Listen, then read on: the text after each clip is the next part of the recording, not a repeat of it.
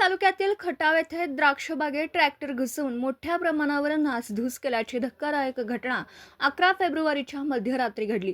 या प्रकारात द्राक्ष बागायतदार विश्वजित आनंदराव पाटील यांच्या सुमारे 2 एकर क्षेत्रावरील बागेचं मोठं नुकसान झालं। प्राथमिक अंदाजानुसार 10 ते 12 लाख रुपयांचा आर्थिक फटका बसला। पाटील यांच्या घराशेजारील बागेत उत्कृष्ट प्रतीचं द्राक्ष पीक तयार झालं होतं।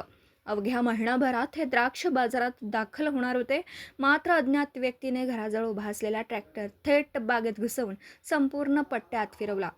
या प्रकरणात अंदाजे 350 ते 400 द्राक्ष वेलींची मोडतोड झाली। लोखंडी अँगल, तारांचे जाळे आणि आधार रचनेचे मोठे नुकसान झाले। ट्रॅक्टरचेही काही प्रमाणात नुकसान झाल्याची माहिती मिळते। सकाळी बागेची अवस्था पाहून पाटील कुटुंबियांना मोठा धक्का बसला।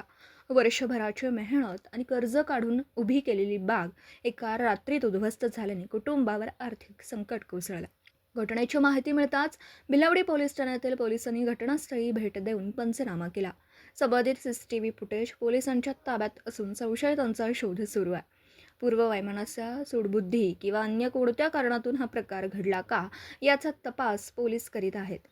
या घटनेमुळे परिसरातील शेतकरी वर्गात संताप व्यक्त होत असून दोषींवर कठोर कारवाई करावी अशी मागणी होतीये। माझं नाव विश्वजित आनंदराव पाटील, राहणार खटाव।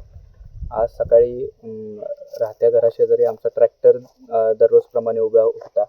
सकाळी उठल्यानंतर आम्ही गडी माणसं शेतात नेण्यासाठी ट्रॅक्टर बाहेर काढण्यासाठी सांगितलं असता ट्रॅक्टर दिसला नाही, म्हणून आम्ही त्याची थोडीशी शेजारी बघितलं तर हातीघासमधून द्राक्षाच्या बागेमध्ये ट्रॅक्टर घुसलेला दिसला। काही अज्ञात इस्मांनी तो ट्रॅक्टर पूर्ण बाग पाडून बागेत घुसलेला दिसतोय। तर त्याच्यामध्ये एक 350 ते 400 झाडांचं नुकसान झालेलं आहे। CCTVमध्ये एक 3 लोक दिसलेले आहेत। त्या अनुषंगाने पोलिसांनी पण पंचनामा करून पुढं त्याचा शोध चालू आहे। अंदाजे